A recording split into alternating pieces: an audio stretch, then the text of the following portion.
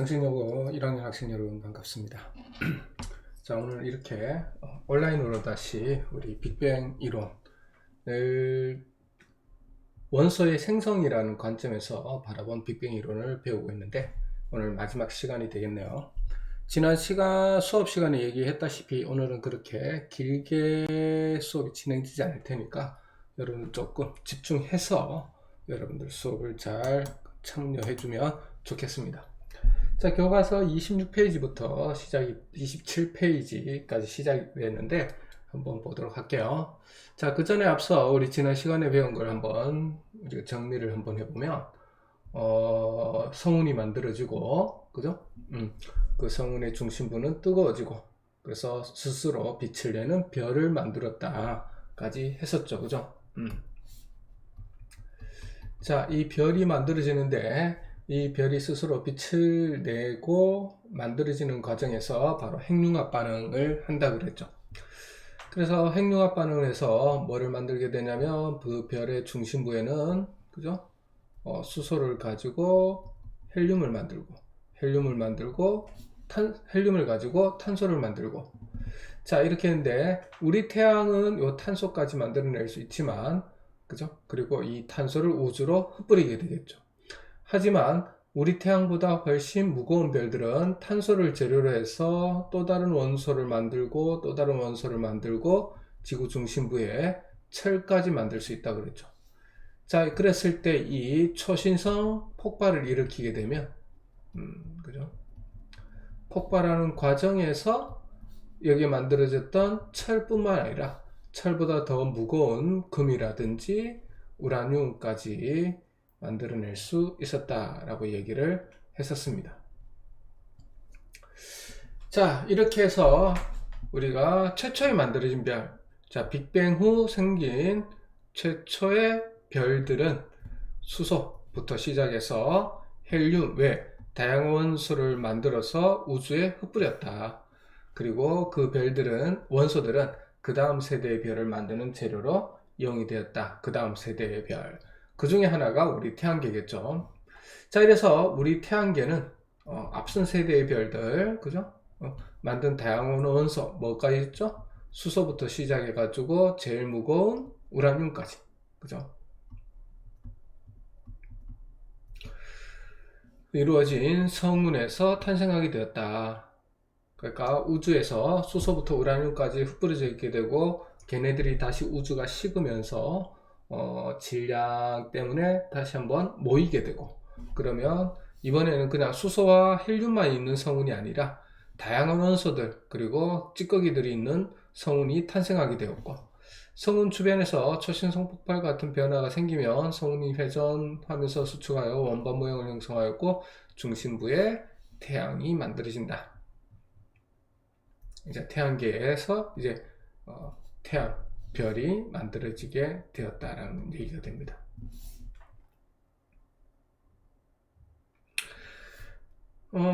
성운이 이렇게 막 있을 텐데, 그죠?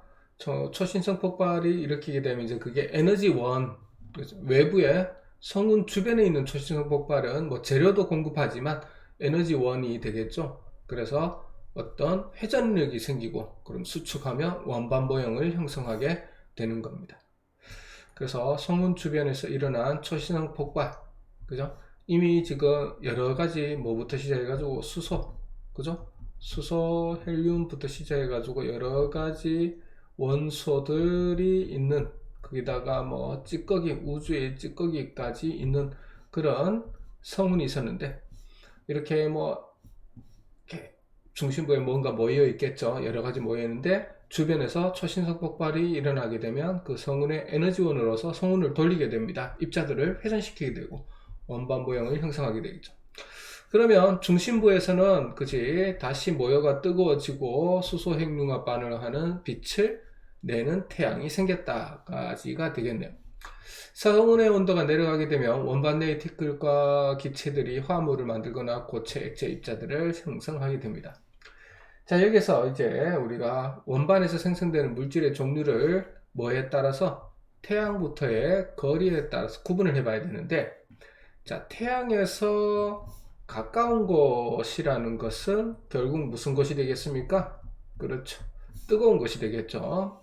그런 것들에서는 메테인과 같은 가벼운 물질은 증발해버리기 때문에 주로 어떤 것들이 남아있냐면 철, 니켈, 규소와 같은 쉽게 증발하지 못하는 녹는 점이 높은 물질, 이런 것들이 남게 된다는 거죠. 하지만 태양에서 먼 외곽에는 물도 존재하고 아까 태양에서 가까운 곳에서는 증발해 버렸던 메테인, 암모니아 얼음이나 이런 것들이 존재하게 됩니다. 물론 얘네들도 존재는 합니다. 존재를 하는데 그냥 존재를 하는 게 아니라 얼음으로 둘러싸인 금속 형태로, 그리고 찌꺼기 형태의 암석 성분의 티끌도 역시 얼음으로 둘러싸인 그런 형태로 존재할 수도 있게 되는 거죠. 자, 이렇게 형성된 물질은 결합하여 미행성을 만들게 되고, 미행성은 태양계 형성 초기에 만들어진 작은 천체.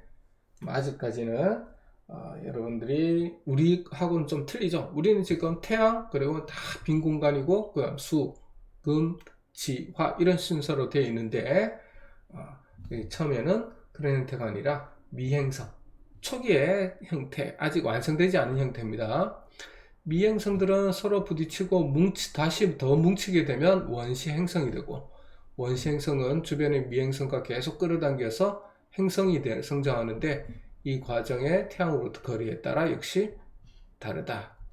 지난 시간에도 얘기했지만 태양으로부터 거리라는 것은 결국은 크게 좌우하는 것은 온도예요. 여기서도 마찬가지였죠.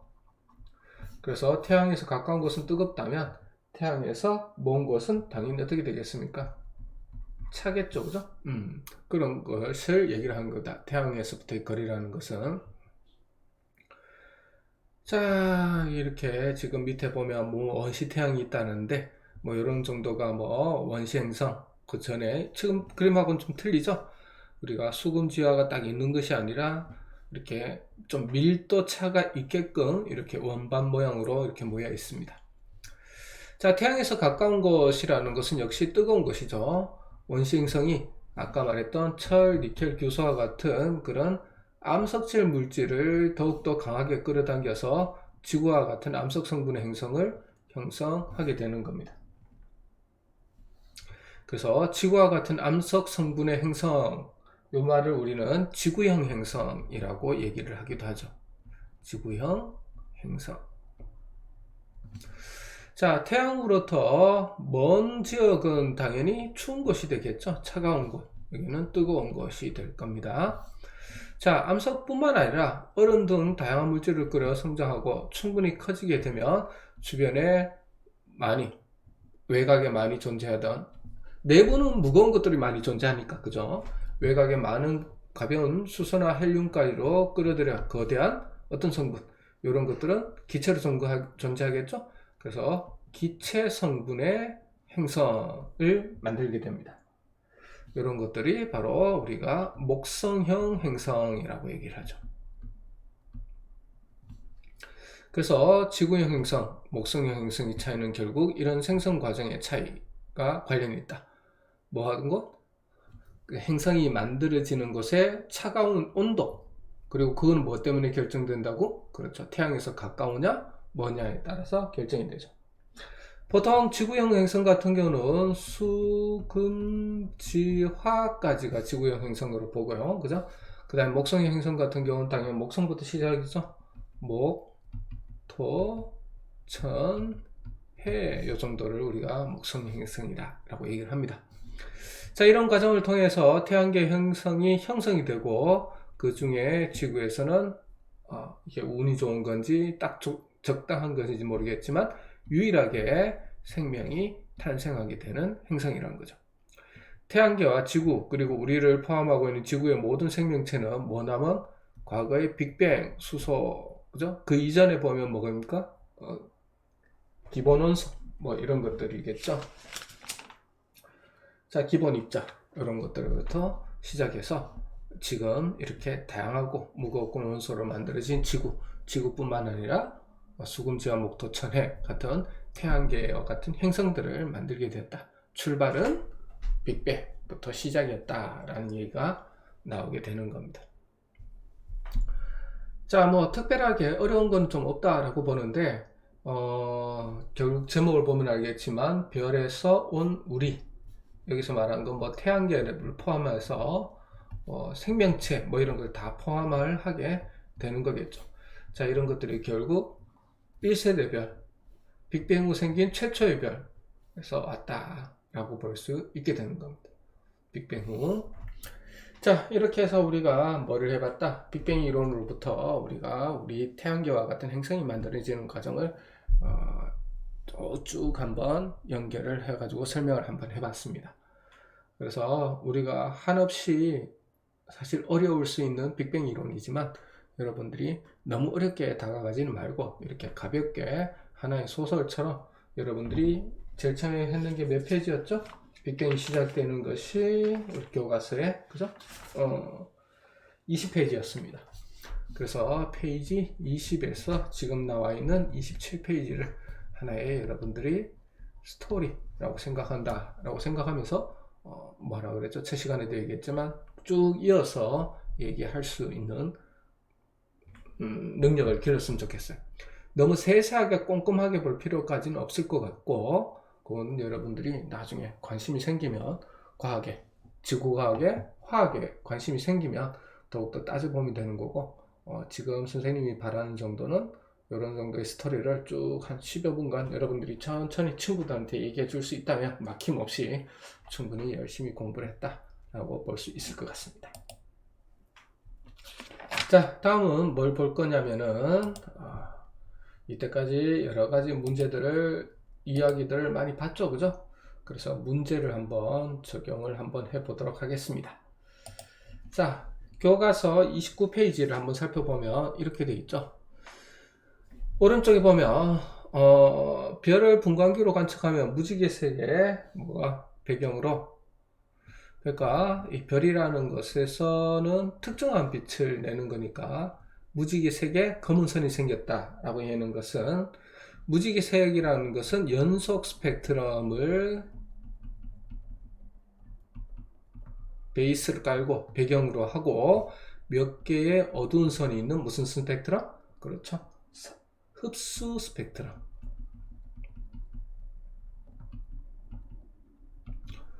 선 스펙트럼이 생기게 되는 겁니다. 정확하게 표현하면 흡수선 스펙트럼이 되겠죠, 그죠? 그래서 이 어두운 선은 우주 공간에 있는 원소와 특정 파장의 빛을 흡수하여 어떻게 된다 그랬습니까? 이 프리즘까지 오지 못한 빛이란 그랬죠. 도둑맞은 빛이라고 생각하면 된다 그랬습니다. 자, 다음 그림에 나타난 스펙트럼의 종류를 쓰고 라고 되어 있죠. 1번이 우리가 알고 있는 연속 스펙트럼, 어디에서 온다 그랬죠? 태양광 같은 것들이 여기에 속한다 그랬죠. 자, 여기 같은 것들은 흡수선 스펙트럼, 흡수 스펙트럼이라고 부릅니다. 그죠? 여기 같은 경우는 그냥 우리가 선 스펙트럼인데 정확하게 말하면 방출선 스펙트럼 이렇게 합니다. 특정 원소가 내는 빛, 여기는 우주에서 별이 내는 빛 오면서 도둑 맞았다 이런 거죠. 자, 우주의 스펙트럼을 연구하여 우주를 구성하여 알려지는 원소들의 질량의 약 75%가 수소이며 나머지는 대부분 어떻다? 헬륨이다 라는 얘기를 했었죠. 그리고 실제로 뭐 질량으로는 그렇지만 입자수로 따지면 그 비율이 수소가 훨씬 넓어진다. 대부분이 수소다. 이렇게 보면 된다 그랬습니다. 자, 그 다음 밑에 보면 이제 원소들의 생성과 별의 일생이다라고 되어 있죠. 그래서 수소를 재료로 해서 수소 핵융합 반응을 하면 수소를 헬륨으로 만들게 됩니다. 그러면 수소보다 헬륨이 더 안쪽으로 더 결고되고, 헬륨 핵융합 반응이라는 것은 헬륨을 가지고 헬륨보다 더 무거운 주로 탄소를 만드는 반응을 헬륨 핵융합 반응이라고 부르죠. 그래서 탄소액이 만들어지는데 헬륨보다 더 무거우니까 더 안쪽으로 모이게 되는 겁니다. 그래서 우리 태양 같은 경우는 여기서 멈추지만 우리 태양보다 훨씬 무거운, 우리 태양보다 더 훨씬 무거운 별 같은 경우는 가운데 뭐까지 만들어낼 수 있다? 철까지 만들어낼 수 있다. 그러면서 얘가 뭐 하는 순간 초신성 폭발을 하게 되면 어떻다 그랬죠? 철보다 더 무거운 금이라든지 우라늄이라든지 이런 것들을 만들어낼 수 있다라고 얘기를 했던 겁니다.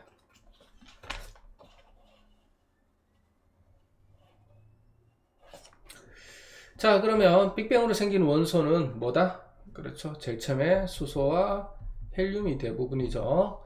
별은 우주에 있는 기체 입자들이 밀집하여 회전하면서 중심부에 뭐가 일어나게 된다? 수소, 핵, 융합 반응이 일어나게 탄생하게 된다. 별에서. 별의 일생의 대부분은 중심부에서 뭐 하면서 수소 핵융합 반응 하면서 보내고, 중심부의 수소가 모두 연소하면 그죠? 뭐죠? 헬륨 핵융합 반응이 다시 일어난다 그랬죠? 헬륨 핵융합 반응이 일어나. 그죠? 뭐를 만든다? 헬륨 핵융합 반응은 다른 걸 만들 수 있지만 주로 탄소를 만든다라고 얘기를 했죠. 자, 태양보다 질량이 더 큰 별의 내부는 핵융합 반응이 더 무거운 원소를 만드는 반응이 계속으로 이렇게 연결되어서 일어나서 철까지 생성이 되며, 그래서 뭐가 일어날 때? 초신성 폭발이 오히려 더 무거운 원소를 짧은 시간에 만들고 일생을 마감하게 됩니다. 그 다음 여기는 안 되지만, 그죠? 일생을 마감한 데서 나오는 무거운 원소들까지 다 포함해서 다시 성운을 만들고, 그죠? 성운 주변의 어떤 에너지원 때문에 회전을 하게 되고 원반 모형처럼 퍼지게 되고, 그렇게 하면서 어떻게 된다? 골고루 퍼져 있는 원시 행성 이런 것이 아니라 계속 모이게 되죠. 그래서 가운데 태양, 그 다음에 수금, 지화, 목토 같은 상황의 현재의 행성까지 만들어진다 라고 했던 것이 27페이지가 되겠습니다. 자, 그 다음에 여러분들이 뭐 특별하게 더 할 거는 없을 것 같고요. 자, 몇 페이지냐면은